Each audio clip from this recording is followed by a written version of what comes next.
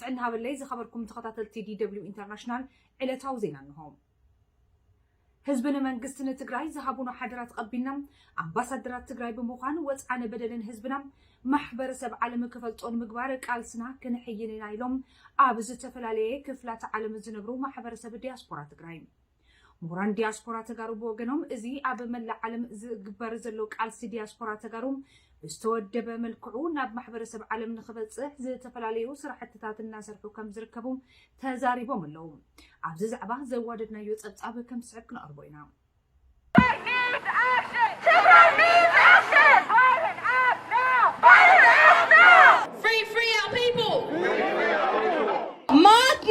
Matno, Paduma. We want action now. The UK must act.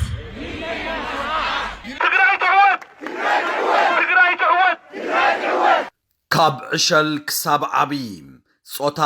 ዕድመ ሃይማኖት ከይፈለየም ትግራይ ዓደይ ዝበለ ኩሉ ኣብ መላእ ዓለም ዝርከብ ትግራዋይ ወረርቲ ሓይልታት ንትግራይ ወሪሮም ኣብ ርእሲ ህዝቢ ትግራይ ዘብፅሕዎ ግፍዕን በደልን ብምቋም ፀሓይ ቁሪ በረድ ከይበለም ድምፂ ህዝቡ ማሕበረሰብ ዓለም ክሰምዖን ምግባር ምውዓሉን ምሕዳሩን ናብ ኣደባባያት ካብ ዝኸውን ተወዲቡ ብዝተፈላለዩ መራኸቢ መላታት ምቅላስ ካብ ዝጅምር ዓደይ ህዝበይ እናበለ ካብ ዝሕርን ወፅዓን በደልን ህዝቡ ባሕር ተሳጊሩ ፀላዕላዕ እናበሎ ድቃስ ካብ ዝስእን እኚሄ መንፈቕ መልእዎ ኣሎም ባህግን ትምኒትን ጸላእቲ ህዝቢ ትግራይ ዝነበረም ንትግራይ ዙርያ መለሽ ዓፂኻም ሰማዕን ረኣይን ዘይብሉ ህዝባ ክበርስ ትካላታ ከዓኑ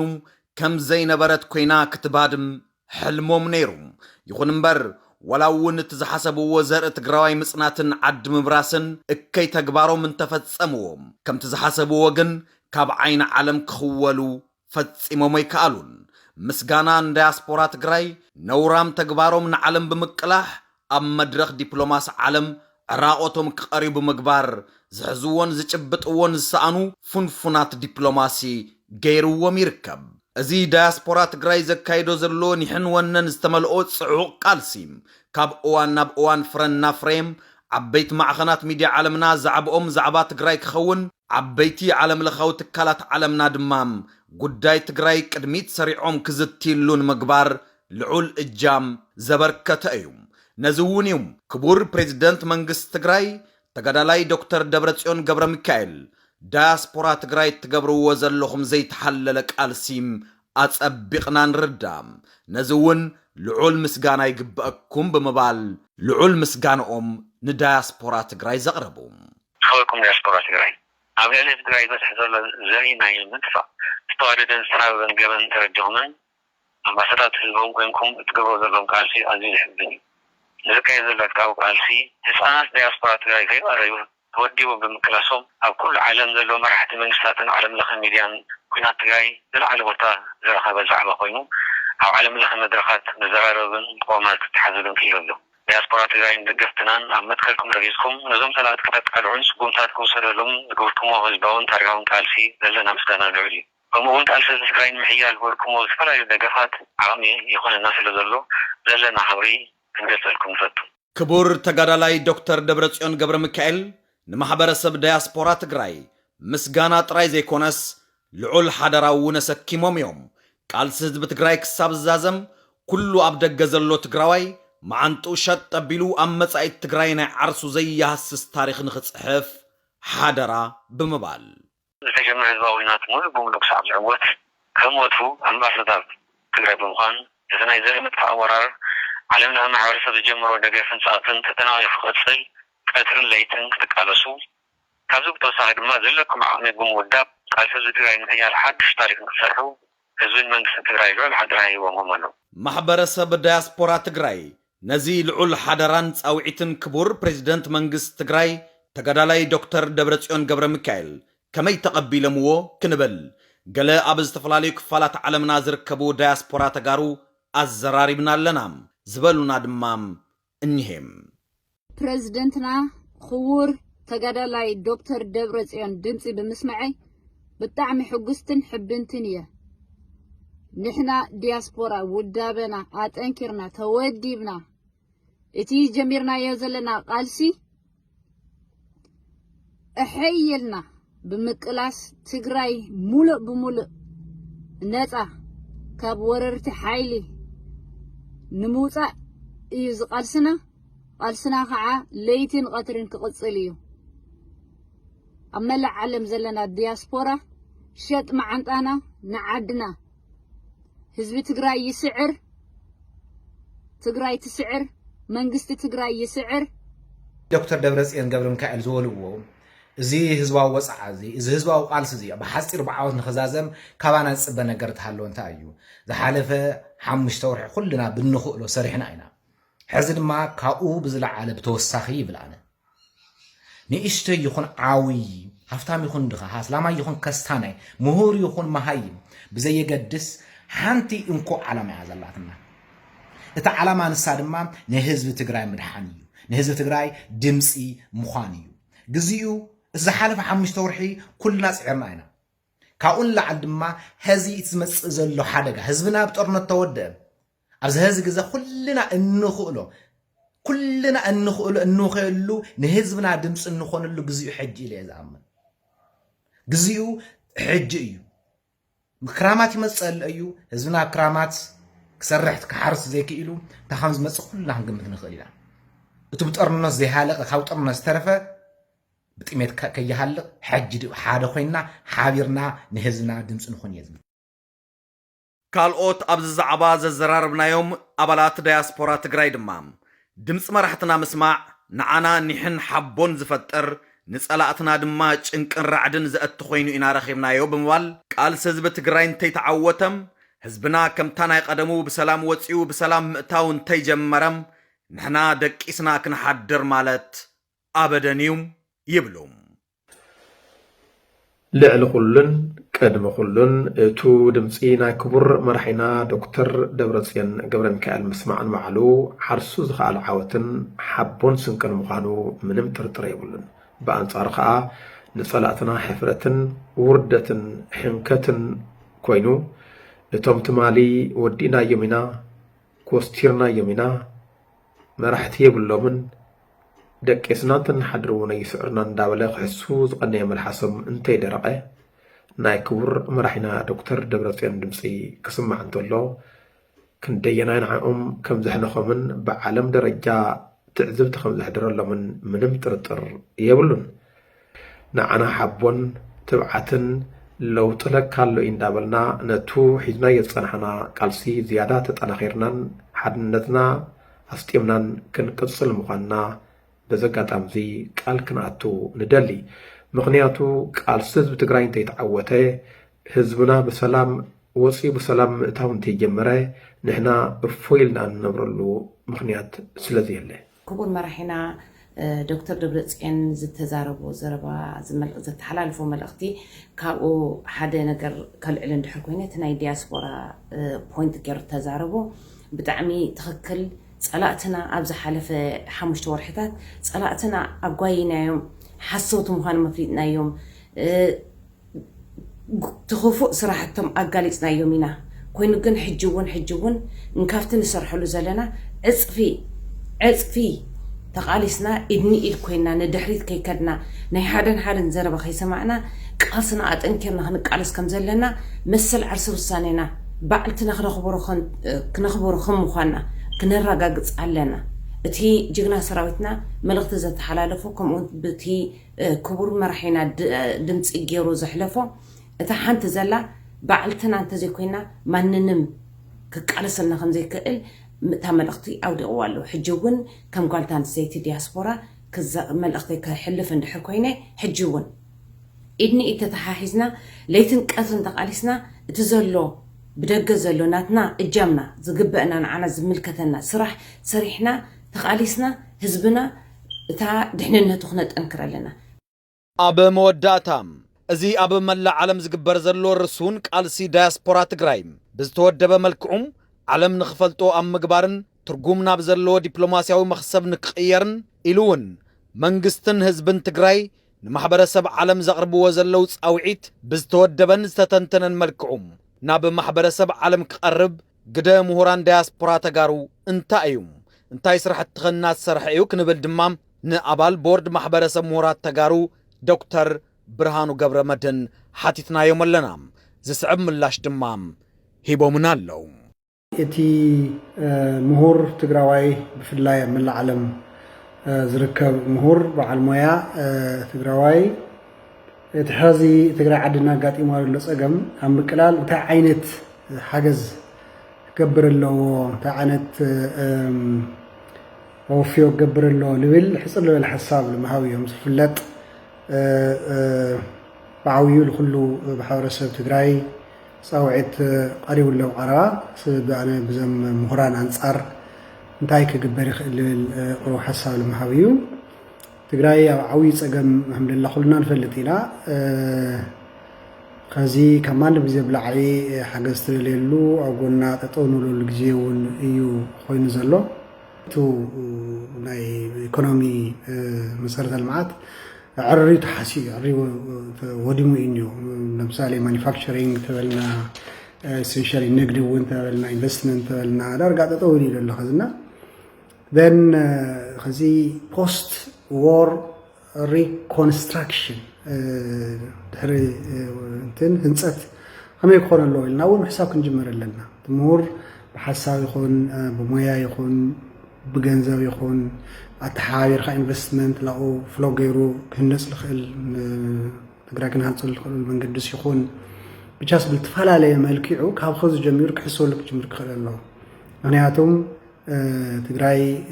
ክትህነፅ ኣለዋ ትኸዝል ኣሎ ዕንወት የግዲ ኩልና ተራባሪብና ላብ ኖሮ ክምንምልሶም ካብኡ ብላዕሊ እውን ላብ ዝኾነ ደረጃ ክንወፅሖስ የግዲና ይኮለና ሓላፍነት እዩ ኢለ እየ ዝኣምን ስለዚ ጥሜት እኒሆ ሕክምና ምስኣን እኒሆ ናይ መፅለሊ ሽግር እኒሆ ካሊእ ፀገማት መዓት እኒሆ ስለዚ ከዚ እውን ብሞያ ሰብ ሞያ ይህሉ እዮም ናይ ኢመርጀንሲ ክራይሲስ ማኔጅመንት ሰብ ሞያ ይህሉ እዮም ሳይኮሎጂ ሞያ ዘለዎም ሰባት ክህሉ እዮም ብናይ ዲዛስተር ሪሊፍ ማኔጅመንት ሰብ ሞያ ዘለዎም ክህሉ ብቻስ እንታይ ብዙሕ ሞያታት ስለሎ ኣብዚ ክዓስል ክኽእል ኣሎ ከመይ ገይሩ ከዚ ዘሎ ፀገም ክቃለል ይኽእል ልብል ናይ ሓሳብ ናብ ሞያ ኣስተዋፅኦ ኮንትሪቢሽን ክገብር ይኽእል ኣሎ ብፍላይ ድማ ብታ ጂኤስቲኤስ ኣንፃር ስለ ንሪኢ ኣለኹ እዩ ዝድብለኩም ኣለኹ ማለት ስለዚ እዚኣየ ክብል ግዜኡ ግዜ እውን ሓፂር ስለዝኾነ ማለት እዩ የቐኒየለይ ፋሽስቲ ኣብይ ኣሕመድን መላፍንቲ ውልቀ መላኺ ኢሳያስን ብዘውረድዎ ዕንወት ኣብ ትግራይ ዘፍሪ ሓደጋ ጥሜት እናመፀ ከም ዝኾነን ዛጊድ ድማ ምስ ጥሜት ብዝተዛመደ መዓልታዊ ክሳብ 100 ሰባት እናሞቱ ከም ዝኾኑ ተገሊጹሎም ወታደራት ፋሽስቲ ኣብይ ኣሕመድን ባዕዳዊ ሰራዊት ውልቀ መላኺ ኢሳያስ ኣፈወርቅን ሕርሻዊ ማእቶት ቀለብን ሹቓትን ህዝቢ ትግራይ ጓሕጒሖም ከም ዝወሰዱን ነቲ ክወስድዎ ዘይከኣሉ ቀለብ ህዝብና ድማ ከም ዘቃፀልዎን ደ ኢኮኖሚስት ዝተባሃለ መጽሔት ሓቢሩሎ እዞም ወረርቲ ሕዚ ድማ ሰብኣዊ ሓገዝ ናብቲ ህዝቢ ከይባፃሕ ከም ዝኸልከሉን ጥሜት ከም መሳርሒ ኩናት እናተጠቐሙሉ ከም ዝኾኑን እቲ ዜና ኣመልኪቱሎም ሓደጋ ጥሜት ኣብ ትግራይ ኣንፀላልዩ ከም ዘሎ ዝሓበረ መጽሔት ደ ኢኮኖሚስት ኣብዚ ሕዚ እዋን ኣብ ማእኸላይን ምብራቕን ትግራይ ምስ ጥሜት ብዝተዛመደም መዓልታዊ ክሳብ 100 ሰባት እናሞቱ ከም ዝኾኑ ኣፍሊጡ ቅድሚ ወራር ፋሽስቲ ኣብይ ኣሕመድ ኣብ ትግራይ ጥሜት ዝበሃል ከም ዘይነበረ እውን እቲ መጽሔት ጽሒፉሎም ዓለም ለኸ ኮሚቴ ቀይሕ መስቀል ኣብ ትግራይ ብዝተፈጸመ ዘሰንበድ ጾታዊ መጥቃዕቲ ከም ዝተሻቐለ ኣፍሊጡ ዳይሬክተር ጀነራል ዓለም ለኸ ቀይሕ መስቀል ሮበርት ማርዲኒ ከም ዝበልዎም ኣብ ትግራይ ዘሰክፍ ጾታዊ መጥቃዕቲ ከም ዝተፈጸመ ዝሕብሩ ጸብጻባት እናወፅዮም ኣነ ኣብ ዘፈሪ ሰብኣዊ ሓገዝ ልዕሊ 20 ዓመት እንትሰርሕ ከምዚ ዝበለ ኣዝዩ ዘሰንብድ ጾታዊ መጥቃዕቲ ሰሚዐ ኣይፈልጥን ኣነን መሳርሕተይን በቲ ዝሰማዕናዮ ደንጊፅናን ተሻቒልናን ኣለና ከም ዝበሉ ንኤኤፍፒ ብምፅራሕ ኒውስ 24 ጸብፂቡሎም ዓለም ለኸ ኮሚቴ ቀይሕ መስቀል እቲ ፀገም ዳግም ንኸይኽሰት ኣበርቲዑ ከም ዝሰርሕን ግዳያት ጾታዊ መጥቃዕቲ ንምሕጋዝ ድማ ዝኸኣለ ኩሉ ከም ዝገብርን እቶም ዳይሬክተር ጀነራል ገሊፆም ኣለዉ ሕዚ እውን ብዙሓት ሰባት ካብ መረበቶም እናተመዛበሉ ከም ዝኾኑን እቲ ሰብኣዊ ቅልውላው ድማ ተጋዲዱ ይቕፅል ከም ዘሎን እውን ወሲኾም ሓቢሮም እዮም بعداوي عصوب السراويت والكملخ إساس أفوركين حزب تግራይ بدخنات قرمد مديرو انت وحدم 30 عامات ندحريت انت كملس نتግራይ ملؤ نملؤ كأنه تأزاز كم زتوحبهم مروخات اتبعداو سراويت قلصهم اتم مروخات فابريكاتات تግራይ كاب إرترا بزمصو كيلاتات تفتحهم بمكاين تصعينهم انتوسدو كم زرعيون تزاريبهم اللهم بخال وجن اتم مروخات بسراويت تግራይ انت تماريخهم كم زقتلو مراحتهم ينقروهم كم زنبرهم اتي حق إقنا ناي قلبات كم زقنن بسراويت تግራይ حالة استملؤ كنكن كم استقبرلو من حبيرهم اللهم بريزدان منግስት ትግራይ ተጋድላይ ዶክተር ደብረጽዮን ገብረሚካኤል ኤርትራን ወተሃደራት ተወሳኺ ጥፍኣት ካብ ምፍጻም ተዓቂቦም ንባዕሎም ንከድሕኑም ህዝብን መንግስትን ትግራይ ድማ ናብ ዝደለይዎ ቦታ ከም ዝሕልፎም ምሕባሮም ዝዝከር እዩ ብዛዕባ ምሩኻት ባዕዳዊ ሰራዊት ውልቀ መላኽ ኢሳያስ ኣፈወርቂ ዝምልከት ጸብጻብ ሪፖርተርና ካብ ሓራ መሬት ከም ዝስዕብ ኣወዲድዎ ኣለዉ ኣብ መሬት ትግራይ ብዝተወልዐ ጓር ነፃነት ረመፅ ኮይኑዎ ዝቃፀል ዘሎ ዕቱብ ሰራዊት ውልቀ መላኽ ኢሳያስ ኣፈወርቂ ኣብ ልዕለቲ ብሓንቲ ደወል ነፃነትን ባህጊ ሓራ ዝኾነ መንነትን ሰኒቑ ናብ መስርዕ ሰራዊት ትግራይ ተሚሙ ኣብ መርሰርሕ ዘሎ ወዲ ትግራይ ዝነበሮን ዝተዋሃቦን ተጋጊየ ምስሊ ተደፋፊኡ ከም ድላዩ ኣብ መሬት ትግራይ ክዕንዝር ወላ እንተመፀ ይበፅሖም ዘሎ በርቃዊ መጥቃዕቲ ግን ሓሳቡን ኣብ ባይታ ዘሎ ነባራዊ ሓቅን ክቃደወሉ ኣይከኣለን እዚ ኣብ መላእ ትግራይ ዝለዓለ ግፍዕን ውሕደትን ዝፈፀመ ኣራይን ሰላኽን ትብርባር ናወቱ ሻጠ ዝኾነ ሰራዊት ውልቀ መላኽ ኢሳያስ ኣፈወርቂ እተን ዘይዶበን ሰገራ ኣጋሩ እናተኸርተማ ኣብ መሬት ትግራይ ይኽበረሎም ፈዳይሕን ህዝቡ ዝኾነ ሰራዊት ትግራይ ብወገኑ ነዞም ኣያታቱን ኣዴታቱን ዘንብሩም ብዘይ ሕንከት ነውርን ንብሩን ዘይፈልጡ ሓቱ ዝደፈሩ ኣሕዋቱን መሓዝቱን ዝቐተሉ ወረርቲ ሓይልታት ዘርኢ ህዝቢ ትግራይ ንምፅናት ናብ ትግራይ ካብ ዝኣተው ላዕለት ጀሚሩ ተንበርኪኸ ካብ ዝነብር ህዝበይ ካብ ዝግፋሕ መስዋዕት ይሕሸን ኢሉ ንሞትን ጠላትን ሲዒሩ ብዓወት ይምርሸሎም እዚ ክብሪ ህዝቢ ትግራይ ክርገፅ ኣይፈቀድን ኢሉ መስተንክር ዝሰርሕ ዘሎ ሰራዊት ትግራይ ኣብ ኩሎም ሰራዊት ውልቀ መላኽ ኢሳያስ ኣፈወርቂ ዝገበሮ ሙጋት ብዓወት እንዳተፀንበለ እዚ ወራር ሰራዊት ድማ ዝሕዞን ዝጭብጦን ሲኢሉ ኣዴዳ ሞትን መቑሰልትን ምምራትን ካብ ዝኸውን ነዊሕ ግዜ ኣቑፂረሎም ማቴዎስ ኢዮብ ይበሃል ብ1994 ዓመተ ምህረት ፈረንጂ ኣብ ኣስመራ ሰንበል ዝበሃል ከባቢ ተወሊዱ ብ2013 ዓመተ ምህረት ድማ ኣባል 26 ዝርያብ ኮይኑ ናብ ሳውዋ ወሪዱ ናብ ትግራይ ኣባል መከናይዝድ ክፍለ ሰራዊት 49 ኮይኑ ናይዚ ክፍለ ሰራዊት ኣዛዝ ዝነበረን ኣብ መፋልቕ ወርሒ መጋቢት 2013 ኣብ ደንጎላት ናይ ዝተቐተለ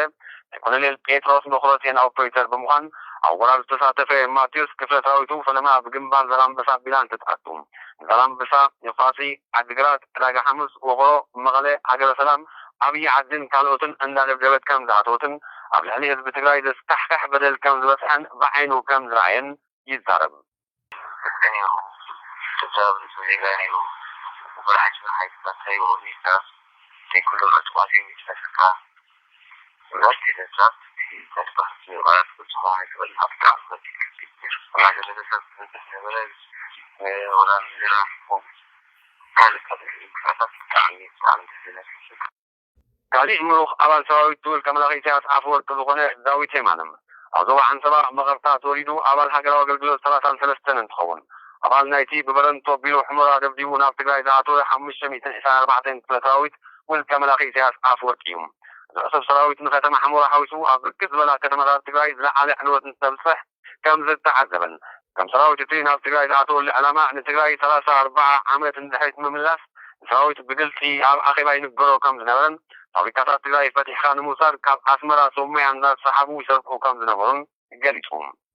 إذا تقرأي ما صارت أنا 4 عام نابتنيت ويكان لحي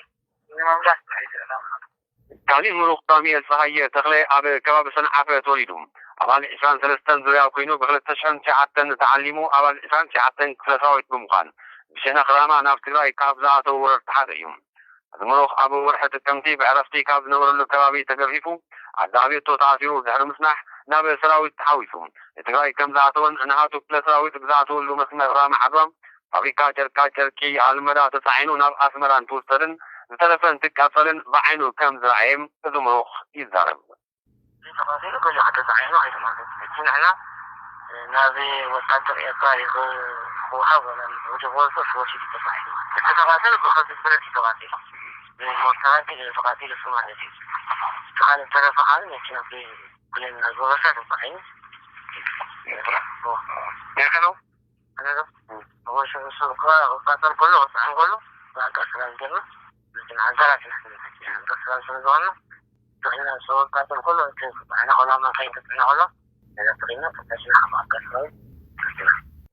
تمريض ولا بغن يستلع حتى على محيدهم زمصون سراويت والكاميرا خي سياس عفوركين ويانا نمدفع هذا تجاي مدفع متكاين زبل الحيتهم زين مقبال زغل كل زخون يكون عاقم خمسة اللي تناقي هو مكان زمصون أبايتاجن نمأمانو بدأ سجم السراويت زي كابي زمصون ينزل حتى مرحتهم من على سراويت والكاميرا خي سياس عفوركين مع السراويت كم زل علن بالمغنات سنتوق بيع سراويت تجاي كم زل استحوهم يزاربهم جمرة وأنا في حاجة منذ صحي لهم يوم عقمي يقولون من الزرابات شاد الموت أثر بشار السلام أنا خمسة عزمة الفخور أي موت أثر تكرر من الوتاي مالك الوتاي ذي على خمسة يزود المهندس شو حد ماشو أنا خمسة أساسكم كيفلا مسكون كيفلا شغل كيفلا على خمسة وتورث كذي كمهندس مع الناس وقعت ودك تنزل حاجة ودك تكون مع الخلي حياة ودك سلام تلاقي بدي بحكي على هذا الأخوة الأخر بس ما نسخت أصلا قوي ما أنا في يعني ذكر ما بعد تريها بينا تقول تريها ما يفعل تريها كان خايف تعملها ولكن تقريبا ولا أنا كفنا أخو كايو نعم من صراحة ما تعملنا نحن صراحة نيجا أخويهم فنوصي لا حسبنا هذا كلهم عودة جمهورات بسراوي تجري الناس تدم سركب سراوي تلك ملاقي سياسة عفوركين كابسمين كساب ذوب كاب مبراك سام حراب تجري كم القوة ترجف ذلوا يطراوي عزيز بزحن دستحقان كم زخنم هذا دنقول تعرف تجري وجد هذا كل سراوي تملو بينه كم ترفن خالي على كل سراوي تمس مرحتو ملو كم تدم سسن ماتيوس بيوب يزارب أصلا جو رخص سراوي تسلم بيني يعني حسي وانتهاري من فايزني حمسة زي كده هذا مين كان ملو ملي كده قبل هذا جميل حيث صعب الذين بعد الذي يشتغل كانوا ورا بريزيدنت تجاي دكتور دبرتسيان قبل مقبل ساعة تجاي إيران سلام نمستار تلقى قام ساوي سلام صورن أنت محالفو كاح زي بلو والكملاقي سياس عفوركين تقلبي توصلاوي توختيتو تجاي تبتابس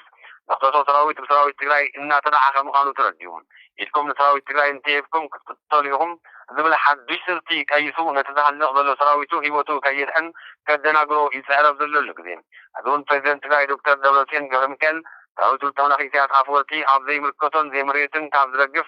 سلام سراوي تجاي إيدون تيبو بقبو أتحدا تجيرلو نعم حاشو متاع كم استقاقرن ملختي أم حلالي فوميم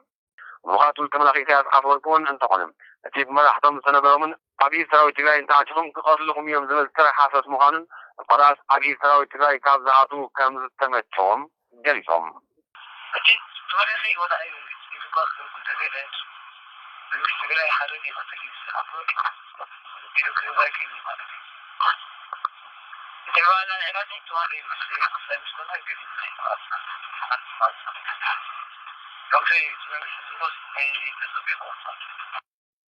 سراوي إيرطاع نابي تجاي كاب زعاتو ولا أخساب زعلة تزيام سراوي تجاي إنها تغط كاتا خمس ركب يفلت يوم تجاي السعر إذن فعلا تجاي استواد السبساب كاب حارة مريت تجاي ኣብ መወዳእታ ኣብ ጽባሕ ወራሪ ፋሽስቲ አብይ አሕመድ ኣብ ምዕራብ ትግራይ ከተማ ማይ ካድራር ዝተወለደ ክልተ ማናቱ ተጋሩ ኣብ ድሓነ ኩነታት ከም ዘለዋን ሽም ከም ዝወፀለንን ተሓቢሩ ፋሽስቲ አብይ አሕመድ ኣብ ልዕሊ ትግራይ ወራር ምስ ፈጸመ ድሕሪ ሒደት መዓልትታት በዓልቲ ቤቱ ወይዘሮ ለታይ ክልተ ማናቱ ከም ዝወለደትን ሰዓን ሕክምና ግና ኣብ ሕቕፉ ከም ዝዓረፈትን ብትካዘ ዝዛረበ ኣይተብርሃ ክንፈም ሽዑ ካብቲ ኣብ ማይ ካድራ ኣብ ልዕሊ ተጋሩ ይፍጸም ዝነበረ ጨፍጫፍ ኣምሊጡ ናብ ሱዳን ከም ዝሃደመ ሓቢሩሎም ኣይተ አብርሃም ናይ መዓልትታት ዕድመ ጥራሕ ዝነበረን ማናቱ ሕንጣያት ኣብ ዘንቢል ሒዙ ምስ ካልኦት ደቁ ብዙሓት ሰዓታት ተጓዒዙ ናብ ሱዳን ከም ዝመፀም ኤፒ ጸብፂብሎም ኣይተ አብርሃም ነታ ብሕማም ሕርሲ ዝዓረፈት ኣሚኑ ከም ንቡር ከይቀበረም ካብ ዓዱ ተሰዲዱ ማናቱ ሕንጣያትን እቶም ዝተረፉ ክልተ ህፃናት ደቁን ከዕቢ መሬት ወጊሑ ከመይ ከም ዝበሲ ኣይፈልጦን ካብ ሓዝኑ ዋላ መሊኡን ተዘይተደዓዓሰን እተን ማናቱ ደቁ ኣብ ድሓነ ኩነታት ምህላውን ቁሩብ ሩፍታ ሂብዎ እዩ በዚ ተደዓዒሱ ድማ ነቲ ክሳብ ሎሚ ተረሲዑ ዝነበረ ምውፃእ ሽም እተን ሕንጠያት ምስ ስድርኡ ተማኺሩ ትርፉን ኤደንን ኢሉ ከም ዝሰየመን እቲ ዜና ሓቢሩሎም እምበኣር ከዚ ዝኸበርኩም ተመልከትና ንሕና እውን ሎሚ ዝሓዝናልኩም ዜናታት ነዚኦም ይመስሉ ነይሮም ብካልኦት ዜናታት መሊስና ክንጋር ኢና ክሳብ ሽዑ